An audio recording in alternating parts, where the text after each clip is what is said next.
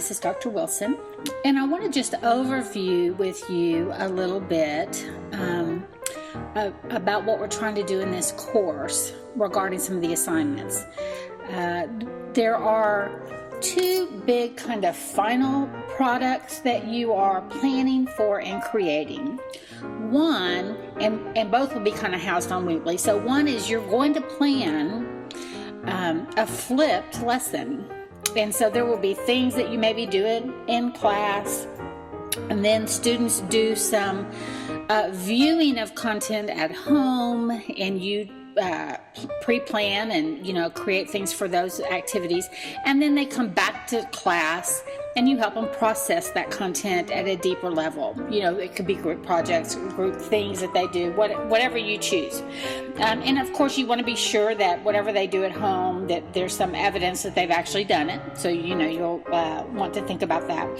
And the other project, so that's your flipped lesson, and then how will you assess knowledge? And the other one is a totally online. So there is no coming back together.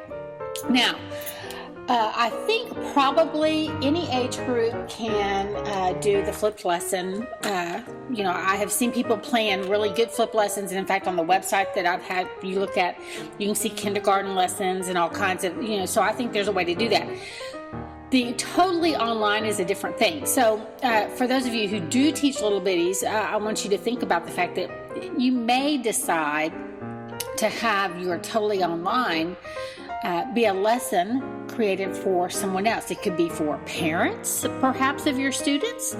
It might be for teachers on your campus. It's totally up to you how you want to do that. So within those larger assessment pieces, you will be creating during week 2 and rolling into week 3 either a screencast, a sketchcast, and a podcast. Actually, you'll do all 3. And hopefully, as you're creating those 3 things, you think about how and what would be best for the different, whether it's for your flipped lesson or would it be for your totally online lesson.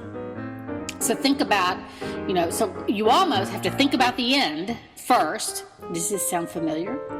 And how will you assess people in the end? What are your goals and objectives? And then think through, so now what pieces do I need to create with regarding a sketchcast or a screencast? And remember, a screencast is probably overviewing things that happen on the computer. How do you get to a website? How do you navigate? Maybe how do you do something technically on a computer?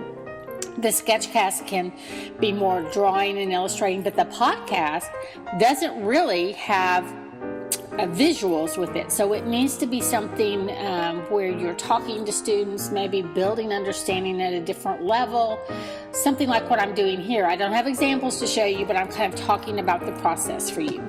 So pre-think those things. So as you are creating these products, you have a reason, you have you know what you're trying to accomplish, and then you're able to kill kind of 2 birds with 1 stone. Of course, there's also an interactive piece that you will do. That interactive, how can students check their knowledge and understanding if you're not around? Probably will fit into the totally online something, and you can use some of those products, Quizlet, or some of those other resources that you have used even in this own class if that seems to help.